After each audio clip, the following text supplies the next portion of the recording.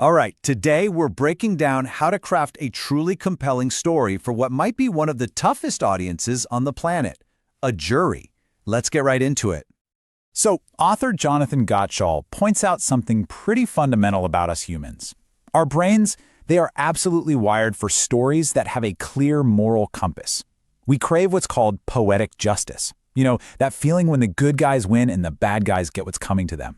It's a pattern we see in pretty much every story we've ever loved. Okay, so what in the world does all that have to do with the high-stakes, real-world courtroom? Well, the answer to that question, it's literally the key to being persuasive. It's everything.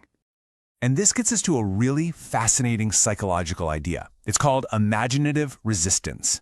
Basically, we humans can accept almost any crazy, fantastical idea you throw at us in a story, but there is one major exception. Just look at this. Flying donkeys? Sure. Time travel? No problem. But a story where cruelty is a good thing, or where selfishness is a virtue, our brains just stop. We can't do it. We instinctively push back against any story where bad is good and good is bad. And guess what? A jury is going to do the exact same thing. And not understanding, that leads to a huge, often fatal, mistake in the courtroom.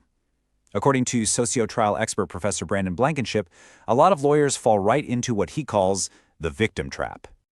You know the story I'm talking about. It's the one you'd probably expect to hear. A narrative that is all about what the client lost, all their pain, all their suffering. It's the classic woe is me story. Professor Blankenship, he does not mince words here. He says this approach fails because a story that's just about victimhood makes the client seem passive and helpless. And that doesn't empower the jury. More importantly, it doesn't give them a hero to root for. So, what do? You have to change the story. You have to flip the script. And the solution is a huge strategic shift. You stop telling the story of a victim, and you start telling the story of a victor. And this right here, this is the whole ballgame. A victor isn't someone who didn't get hurt. There's someone who is fighting back. The story isn't just about the car crash, it's about the fight to overcome the car crash. Think Rocky Balboa. We are all hardwired to root for the underdog who gets back up and fights.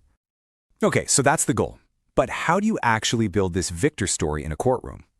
Well, it all starts with a tool for showing loss that is powerful and, frankly, completely counterintuitive.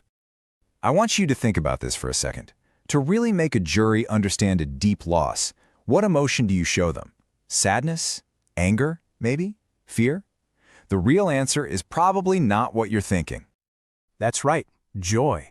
To make a jury truly, deeply understand what was taken away from someone, you first have to make them feel the joy of what was there to begin with. This is Professor Blankenship's big idea, and it is just brilliant. First, you show the jury the client's life in full, vivid, joyful detail. You make them feel that happiness. It's only after they feel that joy that they can truly experience the profound, gut-wrenching injustice of it all being taken away. So here's how it works in practice. Step 1, you deposit the joy. You paint a picture of the client's life before everything went wrong. Step 2, you clearly show the theft, what was taken from them.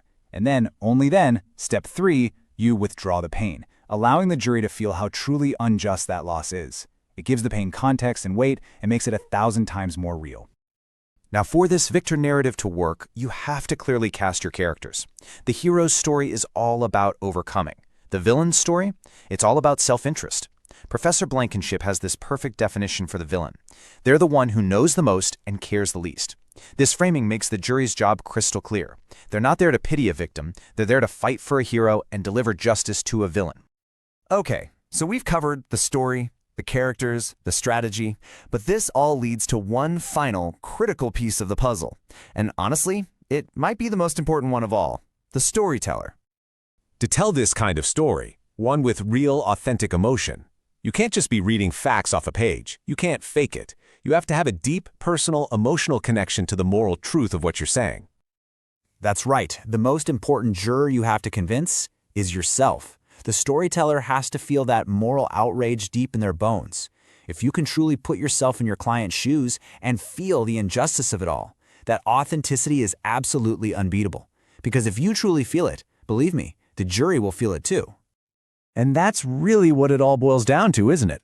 Real, authentic persuasion doesn't start with charts or facts. It starts with the storyteller's own profound, unshakable belief in the moral of their story.